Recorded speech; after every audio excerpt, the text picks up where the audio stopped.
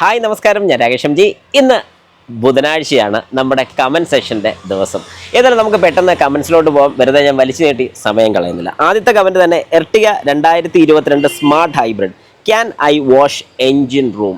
Engine room വാഷിങ്ങിൻ്റെ വീഡിയോയിൽ ഞാൻ വളരെ വ്യക്തമായിട്ട് പറഞ്ഞിട്ടുണ്ടായിരുന്നു, നമുക്ക് നല്ല രീതിക്ക്, അതായത് നമ്മുടെ വാഹനത്തിൻ്റെ എൻജിൻ റൂം വളരെ വൃത്തിയായിട്ട് തന്നെ വാഷ് ചെയ്യാൻ സാധിക്കും. പക്ഷേ ഞാൻ ആ വീഡിയോയ്ക്ക് അത് എടുത്തു പറയുന്ന കുറച്ച് കാര്യങ്ങളുണ്ട്. അതായത് വളരെ വൃത്തിയായിട്ട് തന്നെ നിങ്ങൾ ആ പറഞ്ഞ പോയിന്റ്സുകൾ ക്ലിയർ ആയിട്ട് ചെയ്യാന്നുണ്ടെങ്കിൽ ഉറപ്പായിട്ടും നിങ്ങൾക്ക് ഒരു വാഹനത്തിൻ്റെ എൻജിൻ റൂം സ്വന്തമായിട്ട് തന്നെ വാഷ് ചെയ്യാൻ സാധിക്കും, അഥവാ പുറത്തു കൊടുത്ത് വാഷ് ചെയ്യാൻ സാധിക്കും. പക്ഷേ ആ പറയുന്ന കാര്യങ്ങളെല്ലാം നിങ്ങളുടെ മനസ്സിലുണ്ടായിരിക്കണം. അതുപോലെ ചെയ്തു കഴിഞ്ഞാൽ ഒരു കുഴപ്പവും വരത്തില്ല. നിങ്ങൾക്ക് ധൈര്യമായിട്ട് നിങ്ങളുടെ വാഹനത്തിൻ്റെ എൻജിൻ റൂം വാഷ് ചെയ്യാൻ സാധിക്കുന്നതാണ്. അത് ഏത് വാഹനമായിക്കോട്ടെ. അതിനകത്ത് 3 വാഹനം ഞാൻ എടുത്ത് പറയുന്നുണ്ട് ചെയ്യാൻ പാടില്ല എന്നുള്ളത്. ബാക്കിയുള്ള എല്ലാ വാഹനങ്ങളും നിങ്ങൾക്ക് ചെയ്യാൻ സാധിക്കും. അടുത്ത question. Yes, good information Rakesh. Also, there is no mileage issue in AMT comparing other automatic transmission. ശരിയാണ്. അതായത് നമ്മളിപ്പോൾ ഒരു ഓട്ടോമാറ്റിക് വാഹനമായിട്ട് കമ്പയർ ചെയ്യുകയാണെന്നുണ്ടെങ്കിൽ നമുക്കൊരു AMT വാഹനത്തിന് മൈലേജ് 100% കൂടുതൽ കിട്ടും. അതിപ്പോൾ ടോർക്ക് കൺവേർട്ടർ ആണെങ്കിലും CVT ആണെങ്കിലും ഏതൊരു ഓട്ടോമാറ്റിക് സീരീസ് നോക്കിയാൽ പോലും നമുക്ക് മൈലേജ് കൂടുതൽ കിട്ടുന്നത് AMTക്ക് തന്നെയാണ്. പിന്നെ DCTക്ക് നമുക്ക് മൈലേജ് കിട്ടുന്നുണ്ട്, ഇല്ലെന്ന് പറയാൻ പറ്റില്ല. പക്ഷേ DCT ഒക്കെ എന്ന് പറയുമ്പോഴത്തേക്കും പവർ കുറച്ചുകൂടെ കൂടുതൽ കൺസ്യൂം ചെയ്യുന്നതുകൊണ്ട് മൈലേജ് കുറച്ചൊന്ന് താഴെ പോകാനുള്ള ചാൻസസ് ഇച്ചിരി കൂടുതലാണ്. അത് വെച്ച് നോക്കുകയാണെങ്കിൽ ഉറപ്പായിട്ടും നമുക്കൊരു AMT വാഹനത്തിൻ്റെ മൈലേജ് കൂടുതൽ കിട്ടും. കാരണം അത് ശരിക്കും ഒരു മാനുവൽ ഗിയർ ബോക്സ് തന്നെയാണ് വരുന്നത്. ട്രാൻസ്മിഷൻ ചെയ്യാൻ വേണ്ടി മാത്രം ഒരു സെപ്പറേറ്റ്, അല്ലെങ്കിൽ അത്രയും പോർഷനിൽ മാത്രം ഗിയർ ഷിഫ്റ്റിങ്ങിന് ഒരു ഓട്ടോമാറ്റിക് അല്ലെങ്കിൽ ഒരു ഓട്ടോമേറ്റഡ് യൂണിറ്റ് കൊടുത്തിട്ടുണ്ടെന്ന് മാത്രമേ ഉള്ളൂ. അടുത്തത്, bro, AC gas leak clear ചെയ്ത് ഫില്ല് ചെയ്തതാണ്. കംപ്രസർ വർക്ക് ആകുന്നുണ്ട്, ബ്ലോവർ വർക്ക് ആകുന്നുണ്ട്, ബട്ട് കൂളിംഗ് ഇല്ല. കണ്ടൻസർ ഫാൻ വർക്കിംഗ് ആണ്, ഇടയ്ക്ക് കംപ്രസർ വർക്ക് ആകുന്നില്ല. എന്തായിരിക്കും കാരണം? വണ്ടി ഇൻഡിക്ക CS ആണ്. ഓക്കെ, അപ്പം ആദ്യം തന്നെ നമ്മുടെ വാഹനത്തിൻ്റെ AC വർക്ക് ചെയ്യുന്നില്ലെന്നുണ്ടെങ്കിൽ AC ഗ്യാസ് ചെക്ക് ചെയ്ത് നോക്കാം. നോർമൽ കേസാണ്. അപ്പോൾ AC ഗ്യാസ് ശരിക്കും ഫില്ല് ചെയ്തു എന്ന് പറഞ്ഞ സ്ഥിതിക്ക് AC ഗ്യാസിന് പ്രോബ്ലം ഇല്ലെന്ന് തന്നെ നമുക്ക് വിശ്വസിക്കാം. പിന്നെ ഫില്ല് ചെയ്തിട്ടുണ്ടെന്നുണ്ടെങ്കിൽ ഇതിലെന്തെങ്കിലും ലീക്കോ കാര്യങ്ങളോ ഉണ്ടെങ്കിൽ അതിൽ ലീക്കായി പോയതാണോ അല്ലെന്ന് കൺഫേം ചെയ്ത് നല്ലതാണ്. രണ്ടാമത്തെ കാര്യം, നമ്മുടെ വാഹനത്തിൻ്റെ കണ്ടൻസറിൻ്റെ ഫാൻ വർക്ക് ചെയ്യുന്നുണ്ടെന്ന് പറഞ്ഞു. അപ്പോൾ ആ ഒരു പോർഷൻ ക്ലിയർ ആണ്. അപ്പോൾ അങ്ങോട്ട് നോക്കേണ്ട കാര്യമില്ല. ഇനി അടുത്ത് നോക്കേണ്ട ഒരു കാര്യം, നമ്മുടെ വാഹനത്തിൻ്റെ എൻജിൻ ഓവർ ഹീറ്റ് കാണിക്കുന്നുണ്ടോ എന്നുള്ളത്. അതായത് ഹീറ്റിങ് പ്രോപ്പറായിട്ട് തന്നെ നോർമൽ വർക്കിംഗ് ടെമ്പറേച്ചർ കഴിഞ്ഞ് പിന്നീട് ഹീറ്റ് ആകാൻ നോക്കുമ്പോൾ കൃത്യമായിട്ട് നമ്മുടെ കൂളൻ്റ് സർക്കുലേഷനും റേഡിയേറ്റർ ഫാന് ഈ റേഡിയേറ്ററിൻ്റെ ഹീറ്റ് കളയാനൊക്കെ സഹായിക്കുന്നുണ്ടോ, അഥവാ ഏതെങ്കിലും രീതിക്ക് ഈ വാഹനത്തിൻ്റെ എൻജിൻ ഓവർ ഹീറ്റ് ആകുന്നുണ്ടോ എന്നുള്ളൊരു കാര്യം വളരെ വ്യക്തമായിട്ട് നമ്മൾ അറിഞ്ഞിരിക്കണം. അങ്ങനെ എന്തെങ്കിലും പ്രശ്നം ഉണ്ടെങ്കിൽ ഉറപ്പായിട്ട് ഈ പറഞ്ഞ പോലെ AC വർക്ക് ചെയ്യത്തില്ല. ഇനി നിങ്ങളുടെ തെർമോസ്റ്റാറ്റ്, അതായത് വാഹനത്തിൻ്റെ തെർമോസ്റ്റാറ്റ് വാൽവിന് എന്തെങ്കിലും കംപ്ലൈൻറ്റ് ഉണ്ട് അങ്ങനെയൊക്കെ ഉണ്ടെങ്കിലോ, അല്ലെങ്കിൽ ECT സെൻസറിന് എന്തെങ്കിലും ഇഷ്യൂ ഉണ്ടായിട്ട് അതൊരു റോങ് ഇൻഫർമേഷനാണ് ECMന് കൊടുക്കുന്നതെങ്കിൽ ഒരു കാരണവശാലും ഈ പറയുന്ന പോലെ നമ്മുടെ വാഹനത്തിൻ്റെ AC കംപ്രസർ ഓൺ ആകത്തില്ല. അപ്പോൾ ഈ കാര്യങ്ങളൊക്കെ നിങ്ങളുടെ മനസ്സിലുണ്ടായിരിക്കണം. ഇതിലേതെങ്കിലും ഒരു പ്രശ്നം കൊണ്ടായിരിക്കും AC വർക്ക് ചെയ്യാതെ വരുന്നത്. ഗ്യാസ് ഉണ്ട്, ബാക്കിയുള്ള എല്ലാം ഓക്കെ ആണെങ്കിൽ ഈ പറഞ്ഞ കാര്യങ്ങൾ നോക്കിയിട്ട് ഇതിന് പ്രശ്നം ഇല്ലെന്നുണ്ടെങ്കിൽ നിങ്ങൾക്ക് AC കംപ്രസറിനെ ഒന്ന് സംശയിക്കാം. കാരണം അതിൻ്റെ പ്രശ്നം കൊണ്ടും വരും. എക്സ്പാൻഷൻ വാൽവ്, കൂളിംഗ് കോയിലിലോട്ട് തൊട്ട് മുമ്പ് വരുന്നൊരു വാൽവാണ് expansion valve. Expansion valve correct അല്ലെങ്കിലും AC കൂളിംഗ് നടക്കത്തില്ല. അങ്ങനെ ഒരുപാട് പ്രൊസീജിയർ ഉണ്ട്. ഈ പറഞ്ഞ പോലെ ബേസിക് ആയിട്ടുള്ള പ്രൊസീജിയർ തൊട്ട് നിങ്ങൾ നോക്കി പോവുകയാണെങ്കിൽ ഉറപ്പായിട്ട് എന്താണ് കംപ്ലൈൻറ്റ് എന്നുള്ളത് കണ്ടുപിടിക്കാൻ സാധിക്കും. ഇനി അടുത്തത്, ആക്ച്വലി അത് റിവേഴ്സ് ഗിയറിൽ ഡയറക്റ്റ് ഗിയറിൽ നിന്നും പോകാതിരിക്കാനുള്ള ഫീച്ചർ അല്ലേ? ഞാൻ വണ്ടി നിർത്തി പെട്ടെന്ന് ഇങ്ങനെ റിവേഴ്സിൽ ഇടുമ്പോൾ സ്റ്റക്ക് ആകും. അപ്പോൾ ഒന്ന് ന്യൂട്രലിലേക്ക് ഇട്ട് പിന്നെ റിവേഴ്സ് ഗിയറിൽ ഇടുമ്പോൾ ശരിയാകും. 100%. നമ്മുടെ വാഹനത്തിൻ്റെ റിവേഴ്സ് ഗിയർ ചില സമയത്ത് നോർമലായിട്ട് വീഴാതെ വരുന്നു എന്നുള്ളൊരു കംപ്ലൈൻറ്റിനെ കുറിച്ച് ഞാനൊരു വീഡിയോ ചെയ്തിട്ടുണ്ടായിരുന്നു. അപ്പോൾ അതിനകത്ത് വളരെ വ്യക്തമായിട്ട് ഞാൻ എടുത്തു പറയുന്നൊരു കാര്യം ഉണ്ടായിരുന്നു. അതായത് ഓരോ ഗിയേഴ്സും നമ്മൾ ഷിഫ്റ്റ് ചെയ്യുന്ന സമയത്ത് പ്രോപ്പറായിട്ട് അല്ലെങ്കിൽ വളരെ സ്മൂത്തായിട്ട് വീഴാൻ വേണ്ടി അവിടെ സിങ്ക്രണൈസർ എന്ന് പറയുന്നൊരു യൂണിറ്റ് നമ്മുടെ ഗിയർ ബോക്സിനകത്ത് വരുന്നുണ്ട്. അത് 1st, 2nd, 3rd, 4th, 5th, ഇനി 6 ഗിയേഴ്സ് ഉള്ളതാണെങ്കിൽ 6th വരെ ഈ പറയുന്ന ഒരു സിങ്ക്രണൈസർ യൂണിറ്റ് ഉള്ളതുകൊണ്ട് ഓരോ ഗിയേഴ്സും നമുക്ക് സ്മൂത്തായിട്ട് ഷിഫ്റ്റ് ചെയ്യാൻ സാധിക്കും. പക്ഷേ നമ്മുടെ റിവേഴ്സ് ഗിയറിൽ മാത്രം സെപ്പറേറ്റ് ഒരു ഗിയേഴ്സ് ആണ് വരുന്നത്. അത് സാധാരണ വാഹനത്തിൽ വരുന്ന പോലെ ഹെലിക്കൽ കട്ട് ഗിയേഴ്സ് അല്ല വരുന്നത്. അവിടെ ഒരു സെപ്പറേറ്റ് ഗിയറാണ് യൂസ് ചെയ്യുന്നത്. ഈ ഒരു ഗിയറിന് ഒരിക്കലും സിങ്ക്രണൈസറോ കാര്യങ്ങളോ ഒന്നും തന്നെ വരുന്നില്ല.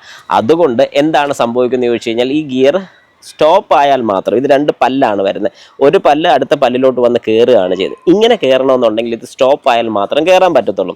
അപ്പോൾ എന്തുകൊണ്ടാണ് ഇവിടെ ഗിയർ വീഴാൻ ബുദ്ധിമുട്ട് വരുന്നത് ചോദിച്ചു കഴിഞ്ഞാൽ, ഈ പല്ല് തമ്മിൽ നേരെ മുട്ടുകയാണെന്നുണ്ടെങ്കിൽ ഒരിക്കലും ഗിയർ വീഴത്തില്ല.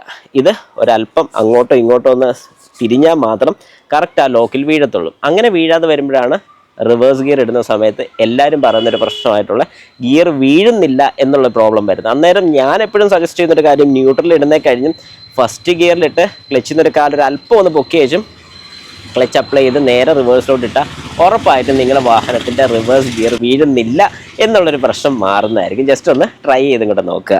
അടുത്തത്, സ്വിഫ്റ്റിനെക്കാട്ടിലും കൂടുതൽ ഇഷ്ടപ്പെടുന്നത് വോക്സ് വാഗൺ പോളോ ആയിരിക്കാം, ഹുണ്ടായി ആകാം. ഇതെല്ലാം 1200 cc വാഹനങ്ങളാണ്. എന്ത് കാരണം കൊണ്ടാണ് പവറിന് വ്യത്യാസം വരുന്നത്? ശരിക്കും ഒരു 1200 cc എന്ന് പറയുമ്പോഴത്തേക്കും പവർ ഡിഫറൻസ് കാണിക്കുന്ന വേറൊന്നും കൊണ്ടല്ല, പല കാര്യങ്ങളും. അതായത് ഒരു നോൺ ടെർബോ വെഹിക്കിളൊക്കെയാണ് നമ്മൾ എടുക്കുന്നതെങ്കിൽ പോലും നമുക്കിതിൻ്റെ പവർ ഡിഫറൻസ് ഫീൽ ചെയ്യുന്നത് ശരിക്കും ഇതിൻ്റെ ഇൻപുട്ട്. അതായത് നമുക്ക് പണ്ടത്തെ വാഹനങ്ങളൊക്കെ നമുക്കറിയായിരിക്കും, ഒരു ഇൻലെറ്റ് വാൽവും ഒരു എക്സോസ്റ്റ് വാൽവും. ഇൻലെറ്റ് വാൽവ് എന്ന് പറഞ്ഞാൽ എയർ അകത്തോട്ട് കൊണ്ടുവരാൻ വേണ്ടി യൂസ് ചെയ്യുന്നത്. എക്സോസ്റ്റ് വാൽവ് എന്ന് പറഞ്ഞാൽ എക്സോസ്റ്റ്, അതായത് ബേൺ ചെയ്ത് പോകുന്ന ഫ്യൂവലിൻ്റെ ഗ്യാസസിനെ പുറത്തോട്ട് കൊണ്ടുപോകാൻ വേണ്ടിയുള്ളത്. അങ്ങനെയാണെന്നുണ്ടെങ്കിൽ ഇപ്പോഴത്തെ പുതിയ മോഡൽ വാഹനങ്ങളൊക്കെ വരുന്ന 2 ഇൻലെറ്റ് 2 എക്സോസ്റ്റ്, ചില വാഹനങ്ങളിൽ 3 ഇൻലെറ്റ് ആകാറുണ്ട്. അപ്പോൾ ഇത് ഡിപ്പെൻസ് ചെയ്തുകൊണ്ടിരിക്കും, മാറിക്കൊണ്ടിരിക്കും. എത്രത്തോളം എയറിനെ ഇത് സക്ക് ചെയ്തെടുക്കുന്നുണ്ട് അത്രത്തോളം നമ്മുടെ വാഹനത്തിൻ്റെ പവർ അത് ജനറേറ്റ് ചെയ്യാൻ വേണ്ടിയിട്ട് സഹായിക്കുന്നുണ്ട്. അതൊരു വലിയ കാര്യം തന്നെയാണ്. അങ്ങനെ ഫ്യൂവലിൻ്റെ ഇഞ്ചക്ഷൻ്റെ റേഷ്യോ, നമ്മുടെ വാഹനത്തിൻ്റെ സിലിണ്ടർ കപ്പാസിറ്റി, ഈ കാര്യങ്ങളെല്ലാം നോക്കിയാണ് നമ്മുടെ വാഹനത്തിൻ്റെ പവർ വേരി ചെയ്തുകൊണ്ടിരിക്കുന്നത്. പിന്നെ ചില വാഹനങ്ങൾ നമുക്കറിയാം, ഇപ്പോൾ ഈ ഫോക്സ് വാഗണിൻ്റെയൊക്കെയാണ് കൂടുതലും ട്യൂൺ ചെയ്യുന്നത്. അതായത് ECM റീമാപ്പ് ചെയ്ത് വാഹനം പിന്നെയും പവർ കൂട്ടുന്നു എന്ന് പറഞ്ഞ് നമ്മൾ കേട്ടിട്ടുണ്ട്. അത് ശരിയായിട്ടും ചെയ്യുന്നൊരു കാര്യമാണ്. പക്ഷേ ഇങ്ങനെ പവർ കൂട്ടുന്ന സമയത്ത് എന്ത് സംഭവിക്കുന്നു ചോദിച്ചാൽ ആ എൻജിൻ ലൈഫ് കുറച്ച് കുറയുകയാണ് ചെയ്യുന്നത്. അത് പലരും മനസ്സിലാക്കാറില്ല അല്ലെങ്കിൽ ശ്രദ്ധിക്കാറില്ല. ഇത് എന്തുകൊണ്ട് കമ്പനി ഇത്രയും ഒരു പവർ കൊടുക്കുന്നില്ലെന്ന് ചോദിച്ചു കഴിഞ്ഞാൽ ഈ വാഹനത്തിന് ശരിക്കും നല്ലൊരു ലൈഫ് അല്ലെങ്കിൽ നല്ലൊരു എൻജിൻ ലൈഫ് കിട്ടാൻ വേണ്ടിയിട്ടാണ് ഇവർ ഈ പറയുന്നത് പോലെ ഒരുപാട് പവർ കൂട്ടിക്കൊടുക്കാതെ ആ ഒരു എൻജിനെ മെയിൻറ്റെയിൻ ചെയ്യാൻ നോക്കുന്നതിൻ്റെ കാര്യം. കഴിച്ചു, ഗുഡ് ഗേൾ ആണേ. അങ്ങനെ കൊടുക്കുന്നതിൻ്റെ കാര്യം. ഇപ്പം നമുക്കൊരു എക്സാമ്പിൾ എടുക്കാം, നമ്മുടെ ടൊയോട്ടയുടെ എൻജിൻ. ടൊയോട്ടയുടെ ഏറ്റവും വലിയൊരു ഗുണമെന്ന് പറഞ്ഞാൽ ആ വാഹനത്തിൻ്റെ എൻജിൻ അത്രയും റിലയബിൾ ആണ്, അതിന് നല്ല ലൈഫും കിട്ടുന്നുണ്ട്. അതൊരു വലിയൊരു അഡ്വാൻറ്റേജിൻ്റെ സൈഡ് തന്നെ നമുക്ക് പറയാൻ പറ്റുന്നത്. അതുപോലെ തന്നെ മാരുതി വാഹനങ്ങളും ഒരുപാട് ലൈഫ് കിട്ടുന്ന എൻജിൻസാണ്. ശരിക്കും പവർ ഔട്ട്പുട്ട് കൂടിക്കഴിഞ്ഞാൽ ലൈഫ് കുറയുമെന്ന് ഞാൻ പറയത്തില്ല, പക്ഷേ ട്യൂണിങ്ങിനനുസരിച്ച് മാറിക്കൊണ്ടിരിക്കും. അതൊരു വലിയ കാര്യമാണ്. അതുകൊണ്ട് പവർ കൂടുതലുണ്ട്. പക്ഷേ ഈ i10 എനിക്ക് ഹുണ്ടായുടെ i10 എനിക്ക് അത്രയും ഒരു പവർ ഔട്ട്പുട്ട് ഫീൽ ചെയ്തിട്ടില്ല, ഉള്ളത് പറയണം. 1.2 ലിറ്റർ എഞ്ചിൻ ആണെങ്കിൽ പോലും. എന്നാൽ പലർക്കും ഡിപ്പെൻസ് ആണ്, അതേ ഞാൻ പറയത്തുള്ളൂ. പക്ഷേ ഇതിനകത്ത് പവർ ഡിഫറൻസ് വരുന്നതിൻ്റെ കാര്യം മൈലേജ് കൂടുതൽ കിട്ടാൻ വേണ്ടിയിട്ട് ഇൻടേക്കിലോട്ട് വരുന്ന എയർ ഫ്ലോ കുറയ്ക്കുക, ഫ്യൂവലിൻ്റെ പൾസ് വിട്ട് കുറയ്ക്കുക, ഇങ്ങനത്തെയൊക്കെ ഒരുപാട് കാര്യങ്ങൾ കൊണ്ട് ഫ്യൂവൽ എഫിഷ്യൻസി കിട്ടും. നമുക്ക് ഈ പറയുന്ന പോലെ വാഹനത്തിൻ്റെ പവർ അല്പം കുറയെങ്കിൽ പോലും മൈലേജാണ് മെയിനായിട്ട് എല്ലാവരും നോക്കുന്നതെന്ന് പറയുന്ന പോലെ ആ ഒരു കാര്യത്തിൽ നമുക്ക് കിട്ടുന്നുണ്ട്. ഇതാണ് ഈ ഡിഫറൻസ് വരാനുള്ള പ്രധാന കാര്യം. അടുത്തതിലോട്ട് പോകാം. പക്ഷേ AGSൽ ലാഗ് ഉണ്ടല്ലോ. Wagon R, example Wagon R. ഇതൊരു മാനുവലും ഓട്ടോമാറ്റിക്കും തമ്മിലുള്ള ഡിഫറൻസിൻ്റെ ഒരു വീഡിയോ ഞാൻ ചെയ്തൊരു കാര്യമാണ്. അതിൽ വന്നിരിക്കുന്ന ഒരു കമൻ്റാണ്. പക്ഷേ AGSൽ ലാഗ് ഉണ്ടല്ലോ. ശരിക്കും AGSൽ ലാഗ് ഉണ്ടോ എന്ന് ചോദിച്ചു കഴിഞ്ഞാൽ നമ്മൾ ഓടിക്കുന്ന രീതി പോലെ ഇരിക്കും. അത്യാവശ്യം നല്ല രീതിക്ക് ആക്സലറേറ്റർ കൊടുത്ത് നമ്മൾ വാഹനം ഓടിക്കുകയാണെന്നുണ്ടെങ്കിൽ നമുക്ക് ആ ഒരു ലാഗ് ഒരു കാരണവശാലും ഫീൽ ചെയ്യത്തില്ല. പക്ഷേ വളരെ സ്ലോ ആയിട്ടൊക്കെ മെയിൻറ്റെയിൻ ചെയ്ത് ഓടിക്കുന്ന വ്യക്തികൾക്കാണ് ഈ ഒരു പവർ ലാഗ് മെയിനായിട്ട് ഫീൽ ചെയ്യുന്നത്. അപ്പോൾ നമുക്കവിടെ ചെയ്യാൻ പറ്റുന്ന ഒരു കാര്യം എന്താണെന്ന് ചോദിച്ചു കഴിഞ്ഞാൽ, വാഹനം ഓടിക്കുമ്പോൾ പവർ ലാഗോ കാര്യങ്ങളൊന്നും നമുക്ക് ഫീൽ ചെയ്യണ്ട എന്നുണ്ടെങ്കിൽ നല്ല രീതിക്ക് ആക്സലറേറ്റർ കൊടുത്ത് വാഹനം നമുക്ക് ഓടിക്കാൻ പറ്റുമെന്നുണ്ടെങ്കിൽ ഉറപ്പായിട്ടും ഈ ഒരു പവർ ലാഗ് അവിടെ ഫീൽ ചെയ്യത്തില്ല. അടുത്തത്, മൈ സെലീറിയോ AMT 2018 മോഡൽ കാറിൽ സെയിം വൈബ്രേഷൻ ഉണ്ട്. സംടൈംസ് നോർമൽ റോഡിലുണ്ട്. 5 to 10 കിലോമീറ്റേഴ്സ് ഓടിച്ചു കഴിഞ്ഞാൽ ഫസ്റ്റ് ഗിയറിൽ തന്നെ വൈബ്രേഷൻ ഫീൽ ആകുന്നുണ്ട്. ഒരിക്കൽ പൊന്മുടി പോയപ്പോൾ ഹെവി വൈബ്രേഷൻ ഫീൽ ചെയ്തിട്ടുണ്ട്. What to check? 100%. ഇവിടെ ശരിക്കും പറഞ്ഞു കഴിഞ്ഞാൽ നിങ്ങളുടെ വാഹനത്തിൻ്റെ ക്ലച്ച് ഒന്ന് ചെക്ക് ചെയ്യുന്നത് നല്ലതായിരിക്കും. കാരണം 2018 മോഡലാണ്, AMT വാഹനമാണ്. ടോട്ടൽ എത്ര കിലോമീറ്റർ ഓടിയിട്ടുണ്ടെന്ന് പറഞ്ഞിട്ടില്ല. അതുകൊണ്ട് പറയുകയാണെങ്കിൽ കുറച്ചുകൂടെ ഹെൽപ്ഫുൾ ആയിരിക്കും. ഏതായാലും ഈ പറഞ്ഞൊരു കംപ്ലയിൻറ്റ് കേട്ടിട്ട് എനിക്ക് മനസ്സിലാവുന്നൊരു കാര്യം, വാഹനത്തിൻ്റെ ക്ലച്ച് കംപ്ലയിൻറ്റ് സ്റ്റാർട്ട് ചെയ്യുമ്പോഴത്തേക്കും നമുക്ക് വരുന്നൊരു പ്രോബ്ലമാണ്. AMT വാഹനമാണ്, ക്ലച്ചുണ്ട്. ഈ ഒരു ക്ലച്ചിൻ്റെ ഒരു കുഴപ്പം എന്താണെന്ന് പറഞ്ഞാൽ നമ്മുടെ ഡ്രൈവിംഗ് രീതി പ്രോപ്പർ അല്ലെന്നുണ്ടെങ്കിൽ ഉറപ്പായിട്ടും ഇവിടെ ക്ലച്ചിന് കംപ്ലയിൻറ്റ് വരും. ഓവർ ഹീറ്റ് കാണിക്കുന്ന സമയത്ത്, അതായത് ക്ലച്ച് ഓവറായിട്ട് ഹീറ്റായി കഴിയുമ്പോഴത്തേക്ക് ഒരു വാർണിംഗ് ലൈറ്റ് ബ്ലിങ്ക് ചെയ്യും.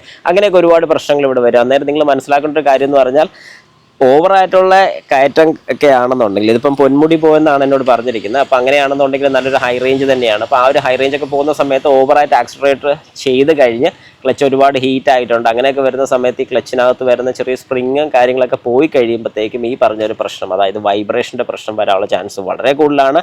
അങ്ങനെയാണെന്നുണ്ടെങ്കിൽ ഈ ക്ലച്ച് ഡിസ്കും പ്രഷർ പ്ലേറ്റും എല്ലാം കൂടെ മാറി വിട്ട് കഴിഞ്ഞാൽ ഈ പറഞ്ഞൊരു പ്രശ്നം മാറുന്നതായിരിക്കും. അടുത്തത്, പൊല്യൂഷൻ എടുക്കാൻ പോയപ്പോൾ കാർബൺ ഡെപ്പോസിറ്റ് കൂടുതൽ കാണിക്കുന്നു. ഇത് O2 സെൻസറിൻ്റെ പ്രോബ്ലം ആണോ? പിന്നെ സൈലൻസറിൽ നിന്നും ഒരു സ്മെല്ലുമുണ്ട്. ശരിക്കും ഈ പൊല്യൂഷൻ എടുക്കാൻ പോകുന്ന സമയത്ത് കാർബൺ ഡെപ്പോസിറ്റ് കൂടുതലുണ്ട് എന്ന് പറഞ്ഞിട്ടുണ്ട്. അപ്പോൾ ഈ കാർബൺ ഡെപ്പോസിറ്റ് കൂടുതൽ വരുന്ന O2 സെൻസറിൻ്റെ പ്രശ്നം കൊണ്ടാണ് നമുക്ക് ഒരിക്കലും പറയാൻ പറ്റില്ല. പല കാര്യങ്ങൾ ഇതിനകത്ത് വരും. പക്ഷേ ഇതിനകത്ത് ഏത് വാഹനമാണെന്നുള്ളത് വ്യക്തമായിട്ട് പറഞ്ഞിട്ടില്ല. എത്ര കിലോമീറ്റർ ഓടിയ വാഹനമാണെന്നും പറഞ്ഞിട്ടില്ല. ഒരു ഡൗട്ട് നമ്മൾ പറയുമ്പോൾ ഈ കാര്യങ്ങളൊക്കെ കൂടെ മെൻഷൻ ചെയ്യുകയാണെങ്കിൽ നമുക്ക് കുറച്ചുകൂടെ ഹെൽപ്പായിരിക്കും. അതായത് ഇപ്പോൾ എത്ര കിലോമീറ്റർ ഓടിയതാണ്, ഏത് വാഹനമാണ്, ഈ കംപ്ലയിൻറ്റ് എപ്പോഴാണ് കാണിച്ചു തുടങ്ങി എന്നൊക്കെ കൂടെ ഉണ്ടെങ്കിൽ നല്ല കാര്യമായിരിക്കും. ഇപ്പോൾ ഇതിനകത്ത് കാർബൺ ഡെപ്പോസിറ്റ് കൂടുതൽ വന്നിട്ടുണ്ടെങ്കിൽ ഞാൻ ഫസ്റ്റ് പറയുന്നൊരു സ്റ്റേജ് എന്ന് പറഞ്ഞാൽ എഞ്ചിൻ ഓയിൽ റീപ്ലേസ് ചെയ്യുക. അതിൻ്റെ കൂട്ടത്തിൽ തന്നെ നമ്മുടെ എയർ ഫിൽറ്റർ, സ്പാർക്ക് പ്ലഗ് കാര്യങ്ങളൊക്കെ, പെട്രോൾ വാഹനമാണെങ്കിൽ സ്പാർക്ക് പ്ലഗ് കാര്യങ്ങളൊക്കെ ഒന്ന് ജസ്റ്റ് റീപ്ലേസ് ചെയ്ത്, ഫ്യൂൽ ഫിൽറ്റർ ഉൾപ്പെടെ റീപ്ലേസ് ചെയ്ത് നോക്കുക. ഇനി ഡീസൽ വാഹനമാണെങ്കിൽ നമ്മുടെ സ്പാർക്ക് പ്ലഗ് ഒഴിച്ച് ബാക്കിയുള്ള എല്ലാ കാര്യങ്ങളും, അതായത് എയർ ഫിൽറ്റർ, ഫ്യൂൽ ഫിൽറ്റർ കാര്യങ്ങളൊക്കെ റീപ്ലേസ് ചെയ്ത് എഞ്ചിൻ ഓയിൽ ഉൾപ്പെടെ മാറി നോക്കി വെച്ചും ആദ്യത്തെ ഒരു സ്റ്റെപ്പിൽ നിങ്ങളിപ്പോൾ ഒത്തിരി നാൾ കൂടിയിട്ടാണ് എഞ്ചിൻ ഓയിൽ മാറുന്നതെങ്കിൽ ഒന്ന് എഞ്ചിൻ ഓയിൽ മാറി ഒരു 10 കിലോമീറ്ററെങ്കിലും ഓടിക്കഴിഞ്ഞിട്ട് അത് ഫുൾ ഡ്രെയിൻ ചെയ്ത് പുതിയൊരു എഞ്ചിൻ ഓയിൽ ഒഴിക്കുകയാണെന്നുണ്ടെങ്കിൽ നിങ്ങളുടെ വാഹനത്തിൻ്റെ കാർബൺ ഡെപ്പോസിറ്റ് കാര്യങ്ങളൊക്കെ പുറത്തോട്ട് പോകുന്നതായിരിക്കും. അതുകൊണ്ട് ആ ഒരു കാര്യം മനസ്സിൽ വെച്ച് അത് ക്ലിയർ ചെയ്യാൻ വേണ്ടി ശ്രമിച്ചോണം, അതായിരിക്കും നല്ലത്. അപ്പം അങ്ങനെ നോക്കിക്കഴിഞ്ഞാൽ കുറേയേറെ പ്രശ്നങ്ങൾ മാറും. എന്നിട്ടും മാറിയില്ലെന്നുണ്ടെങ്കിൽ ജസ്റ്റ് എനിക്കൊരു കമൻറ്റ് കൂടെ ഇട്ടോളൂ. വാഹനം ഏതാണ്, എത്ര കിലോമീറ്റർ ഓടിയാന്നും കൊണ്ടൊന്ന് ഇടുകയാണെന്നുണ്ടെങ്കിൽ എന്താണ് ചെയ്യേണ്ട അടുത്ത സ്റ്റെപ്പ് ഞാൻ പറഞ്ഞുതരാം. അടുത്തത്, ബ്രേക്ക് പെഡൽ താന്നു പോയിട്ടില്ല, ബട്ട് ബ്രേക്ക് ബൈറ്റ് കുറവായിരുന്നു. വണ്ടി ഒന്ന് നിർത്തി ചെറിയൊരു കരിഞ്ഞ സ്മെല്ലുണ്ടായിരുന്നു. 1 അവർ കഴിഞ്ഞ് എടുത്തപ്പോൾ വലിയ പ്രോബ്ലം തോന്നിയില്ല. എന്തേലും ചെയ്യേണ്ടതുണ്ടോ? ഹൈ റേഞ്ച് പോയായിരുന്നു, ഓടിച്ചുകൊണ്ടിരുന്ന ഓൾമോസ്റ്റ് 45 കിലോമീറ്റേഴ്സ് ഉള്ളൂ. അപ്പോൾ ശരിക്കും പറഞ്ഞു കഴിഞ്ഞാൽ ഈ ഒരു പ്രശ്നം വന്ന എന്തുകൊണ്ടാണെന്ന് ചോദിച്ചാൽ വളരെ സിമ്പിളായിട്ട് നമുക്ക് പറയാൻ സാധിക്കും. ബ്രേക്ക് ഓവറായിട്ട് ഹീറ്റ് ആയതുകൊണ്ടാണ്. ഈ ബൈറ്റിങ് കുറയുക എന്ന് പറഞ്ഞാൽ പെഡൽ ഫുള്ളായിട്ട് താന്നു പോകണമെന്നുണ്ടെങ്കിൽ നല്ല രീതിക്ക് അവിടെ ഹീറ്റ് ആകണം. നല്ല രീതിക്ക് ഹീറ്റ് ആകണം എന്ന് പറഞ്ഞാൽ ഇപ്പം ബ്രേക്ക് ഫ്ലൂയിഡ് വലിയ കുഴപ്പമില്ലെന്ന് തോന്നുന്നു, വലിയ പഴക്കമില്ലാത്ത വാഹനമാണെന്ന് എനിക്ക് തോന്നുന്നു. കാരണം ഏത് വാഹനം എന്നുള്ള വ്യക്തമാക്കിയിട്ടില്ല. പക്ഷേ ഇവിടെ സംഭവിച്ചിരിക്കുന്നത് എന്താണെന്ന് പറഞ്ഞാൽ ബ്രേക്ക് ഫ്ലൂയിഡിനകത്ത് കൂടുതൽ വാട്ടറിൻ്റെ കണ്ടൻറ്റ് അല്ലെങ്കിൽ മോയ്സ്ചറിൻ്റെ കണ്ടൻറ്റ് കൂടുതലില്ലാത്തതുകൊണ്ടാണ് ബ്രേക്ക് പെഡൽ താന്നു പോകാത്തത്. അപ്പോൾ എന്തുകൊണ്ട് മോയ്സ്ചറിൻ്റെ കണ്ടൻറ്റ് കൂടുതലുണ്ടെങ്കിൽ താന്നു പോകുമെന്ന് ചോദിച്ചു കഴിഞ്ഞാൽ ബ്രേക്ക് ഫ്ലൂയിഡിൻ്റെ ഏറ്റവും വലിയൊരു നെഗറ്റീവ് സൈഡ് എന്ന് പറഞ്ഞാൽ അറ്റ്മോസ്ഫിയറിലുള്ള മോയ്സ്ചർ കണ്ടൻറ്റിനെ അബ്സോർബ് ചെയ്യും. ഈ മോയ്സ്ചർ കണ്ടൻറ്റ് ഈ പറയുന്ന പോലെ ബ്രേക്ക് ഫ്ലൂയിഡിനകത്ത് മിക്സ് ആയി കഴിയുമ്പോൾ നമ്മൾ വാഹനം ഓടിക്കുന്ന സമയത്ത് ബ്രേക്ക് അപ്ലൈ ചെയ്യും. ബ്രേക്ക് അപ്ലൈ ചെയ്യുന്ന സമയത്ത് ഈ ബ്രേക്ക് പിടിക്കുന്ന സമയത്ത് അവിടെ ഫ്രിക്ഷനാണ് ഉണ്ടാകുന്നത്. ഈ ഫ്രിക്ഷൻ ഉണ്ടാകുന്ന സമയത്ത് എന്തുണ്ടാകുമെന്ന് ചോദിച്ചാൽ ഹീറ്റ് പ്രൊഡ്യൂസ് ചെയ്യും. ഈ ഉണ്ടാകുന്ന ഹീറ്റ് നമ്മുടെ ബ്രേക്ക് ഫ്ലൂയിഡിൻ്റെ ഇതിലോട്ട് മിക്സായി ബ്രേക്ക് ഫ്ലൂയിഡും ഹീറ്റ് ആകുന്നുണ്ട്. അങ്ങനെ ഒരു പരിധി കൂടുതൽ ഹീറ്റ് ആയാൽ ഈ ബ്രേക്ക് ഫ്ലൂയിഡ് തിളയ്ക്കാനുള്ള ചാൻസ് ഉണ്ട്. അങ്ങനെ തിളയ്ക്കുന്ന സമയത്ത് അഥവാ ഹീറ്റ് ആയി കഴിയുമ്പോഴത്തേക്ക് ഇതിനകത്തുള്ള മോയ്സ്ചർ കണ്ടന്റ് എന്ന് പറഞ്ഞാൽ വാട്ടറാണ്.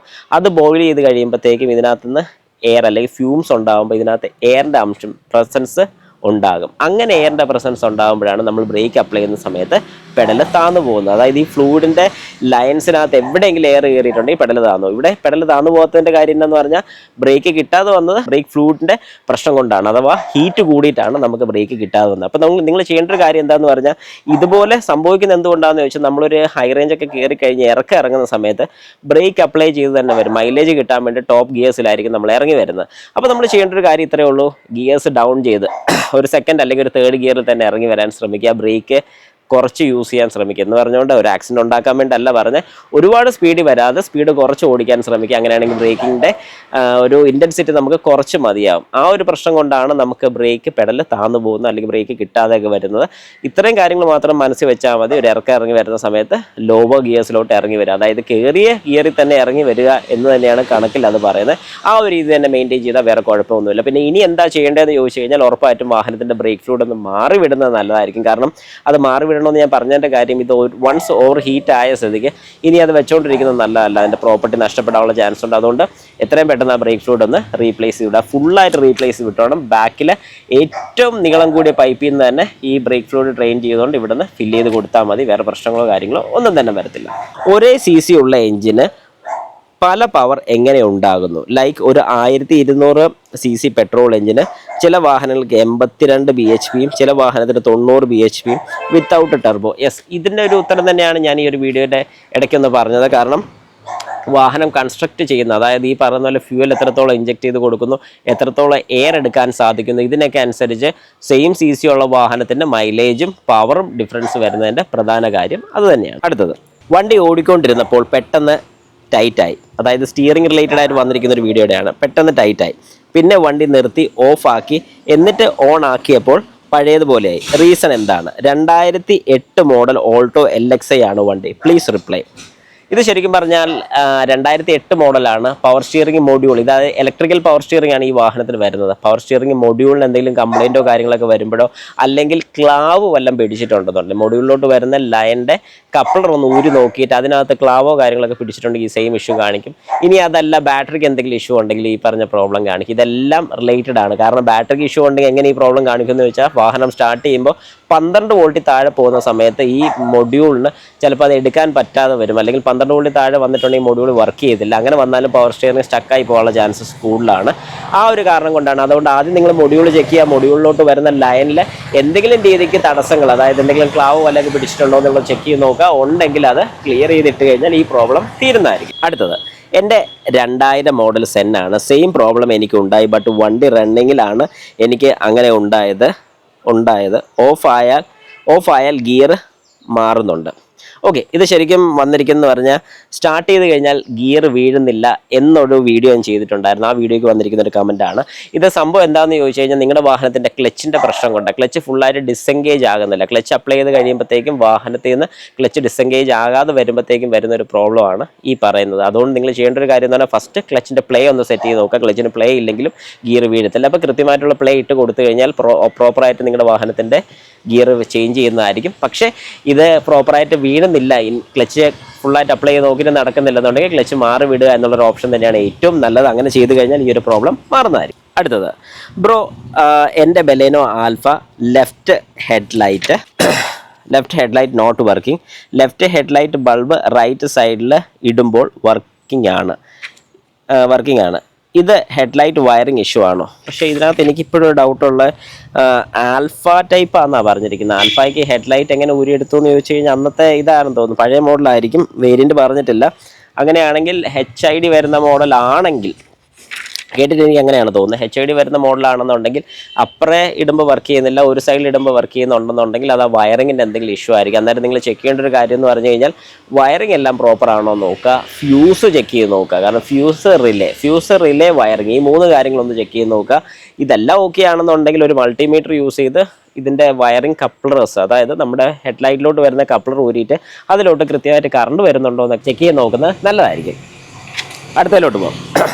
ബ്രോ, ഒരു second hand diesel engine car എടുക്കുമ്പോൾ എന്തെല്ലാം കാര്യങ്ങൾ ചെയ്താൽ അതിൻ്റെ പൊല്യൂഷൻ കുറയ്ക്കാൻ ആവും ബ്രോ? പിന്നെ ഇഞ്ചക്ടർ ക്ലീനർ യൂസ് ചെയ്യുന്നത് നല്ലതാണോ?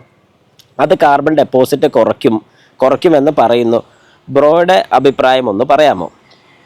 ശരിക്കും പറഞ്ഞു കഴിഞ്ഞാൽ, സെക്കൻഡ് ഹാൻഡ് വാഹനം എടുക്കുന്ന സമയത്ത് ആദ്യം നമ്മൾ ചെയ്യേണ്ട ഒരു കാര്യം, ഈ വാഹനത്തിൻ്റെ ഹിസ്റ്ററി ഒന്ന് കിട്ടുമെങ്കിൽ ഏറ്റവും നല്ല. ഇനി ഹിസ്റ്ററി കിട്ടാത്തൊരു വാഹനമാണെങ്കിൽ നിങ്ങൾ ചെയ്യേണ്ട ഒരു കാര്യം, വാഹനം എടുത്തു കഴിഞ്ഞാൽ ആദ്യം തന്നെ engine oil filter, coolant, brake fluid, diesel filter, air filter, ഇത്തരം കാര്യങ്ങളങ്ങ് മാറിയേക്കുക. ഇവരിപ്പം റീസെൻ്റ്ലി മാറിയെന്ന് പറഞ്ഞാലും ഉറപ്പായിട്ടും ഈ പറഞ്ഞ കാര്യങ്ങൾ മാറണം. അതെന്തുകൊണ്ടാണെന്ന് ചോദിച്ചു കഴിഞ്ഞാൽ, ഇത് നമുക്കൊരു വ്യക്തതയില്ല ഇതെപ്പോഴാണ് മാറിയത്. എയർ ഫിൽട്ടർ അടക്കം മാറിക്കോണം.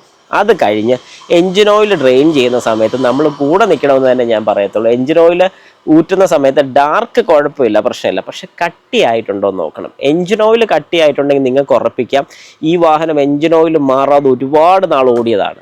അങ്ങനെ വരുമ്പോൾ കുറച്ച് പ്രശ്നം വരും. അന്നേരം ചെയ്യേണ്ട കാര്യം എന്താണെന്ന് പറഞ്ഞാൽ, ഒരു തവണ എഞ്ചിൻ ഓയിൽ മാറി കഴിഞ്ഞതിന് ശേഷം ഒരു 10 കിലോമീറ്റർ ഈ വാഹനം ഓടിച്ച് കഴിഞ്ഞ് കൊണ്ടിട്ട് ഒന്നുകൂടെ ഓയിൽ മാറുക.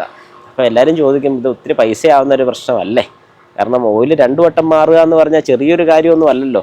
യെസ്, ചെറിയ കാര്യമല്ല. പക്ഷെ അവിടെ ആ ഒരു എക്സ്പെൻസ് നിങ്ങൾ മീറ്റ് ചെയ്യാൻ റെഡി ആണെന്നുണ്ടെങ്കിൽ ഭാവിയിൽ നിങ്ങളുടെ വാഹനത്തിന് വേറെ കംപ്ലയിൻസോ കാര്യങ്ങളോ വരുന്നതായിരിക്കത്തില്ല. പക്ഷേ അവിടെ അത് മീറ്റ് ചെയ്യാൻ നിങ്ങൾക്ക് പറ്റില്ല, അല്ലെങ്കിൽ അതൊരു ബുദ്ധിമുട്ടായിട്ട് തോന്നുകയാണെന്നുണ്ടെങ്കിൽ ഭാവിയിൽ ഒരുപാട് പ്രശ്നങ്ങൾ ആ വാഹനത്തിൽ വരുന്നതായിരിക്കും. അതുപോലെ തന്നെ പൊല്യൂഷൻ മീറ്റ് ചെയ്യാൻ വേണ്ടി EGR, അതായത് എക്സോസ്റ്റ് ഗ്യാസ് റീസർക്കുലേഷൻ എന്ന് പറയുന്ന യൂണിറ്റ് ഇതിൽ വരുന്നുണ്ട്. അത് ക്ലീൻ ചെയ്യുക, ഇൻ്റർകൂളർ അഴിച്ച് ക്ലീൻ ചെയ്യുക. കാരണം ഇൻ്റർകൂളറിനകത്ത് ഈ പറയുന്ന കാർബൺ ഡെപ്പോസിറ്റ് അല്ലെങ്കിൽ ഓയിലൊക്കെ വന്നിട്ടുണ്ടെന്നുണ്ടെങ്കിൽ അതെല്ലാം ഒന്ന് ക്ലീൻ ചെയ്യുക. ടെർബോ തൊടാൻ ഞാൻ പറയത്തില്ല. ടെർബോയുടെ കണ്ടീഷൻ ഓക്കെ ആണോ അല്ലെന്നുള്ളത് ചെക്ക് ചെയ്ത് നോക്കുക. വൺസ് ടെർബോ അഴിച്ചു കഴിഞ്ഞാൽ അത് കംപ്ലൈൻ്റ് ആവാനുള്ള ചാൻസസ് കൂടുതലാണ്. അതിൽ എന്തെങ്കിലും ഇഷ്യൂ ഉണ്ടെങ്കിൽ മാത്രം നോക്കുക. ടെർബോയിൽ ഓയിൽ ലീക്കോ വല്ലതൊക്കെ വരുന്നുണ്ടെങ്കിൽ അത് കറക്റ്റ് ചെയ്ത് വിട്ടോണം. കറക്റ്റ് ചെയ്ത് വിടാതെ പോകരുത്. ബാക്കിയുള്ള കാര്യങ്ങളൊക്കെ ചെക്ക് ചെയ്ത് ക്ലിയർ ചെയ്ത് കഴിഞ്ഞാൽ ഉറപ്പായിട്ടും നിങ്ങളുടെ വാഹനത്തിന് വേറെ കംപ്ലൈൻറ്റ്സോ കാര്യങ്ങളോ വരുന്നതായിരിക്കത്തില്ല.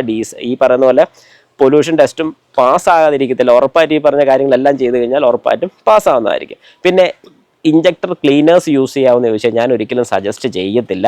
ചിലർ പറഞ്ഞ് ഞാൻ കേട്ടിട്ടുണ്ട്, ഫ്യൂൽ ടാങ്കിനകത്തോട്ട് ഒഴിച്ച് നമ്മളത് ചെയ്യുന്നത് നല്ലതാണെന്നൊക്കെ. ഒരു കാരണവശാലും ഞാൻ റെക്കമെൻഡ് ചെയ്തില്ല. കാരണം ഈ പറയുന്ന ഒരു സാധനം ഒരു അഡിറ്റീവാണ്. ഈ അഡിറ്റീവ് ഡീസലുമായിട്ട് മിക്സ് ചെയ്ത് എപ്പോഴും നമ്മുടെ ഇഞ്ചക്ടറിലോട്ട് വന്നു കഴിഞ്ഞാൽ ഇതിനകത്ത് കാർബൺ ഡെപ്പോസിറ്റ് കൂടാനേ ചാൻസസ് ഉള്ളൂ. കാരണം ഇഞ്ചക്ടർ ക്ലീൻ ആയാലും സിലിണ്ടേഴ്സിനകത്ത് കാർബൺ ഡെപ്പോസിറ്റ് ചിലപ്പം കൂടും. അങ്ങനെയൊക്കെ ഒരുപാട് പ്രശ്നങ്ങളുണ്ട്. അതുകൊണ്ട് ഒരു കാരണവശാലും ഈ പരിപാടിക്ക് പോകരുത്. കൃത്യമായിട്ടുള്ള ഓയിൽ ചേഞ്ച് കാര്യങ്ങളൊക്കെ, അതായത് ഒരു 10,000 മാറണമെന്നുണ്ടെങ്കിൽ ഒരു 9,000 കിലോമീറ്റർ ആകുമ്പോൾ തന്നെ നിങ്ങൾ ഓയിലും മാറി എയർ ഫിൽറ്ററും ഡീസൽ ഫിൽറ്ററും കാര്യങ്ങളൊക്കെ കൃത്യമായിട്ട് മാറുകയാണെങ്കിൽ ഒരു പ്രശ്നവും നമ്മുടെ വാഹനത്തിന് വരുന്നതായിരിക്കത്തില്ല.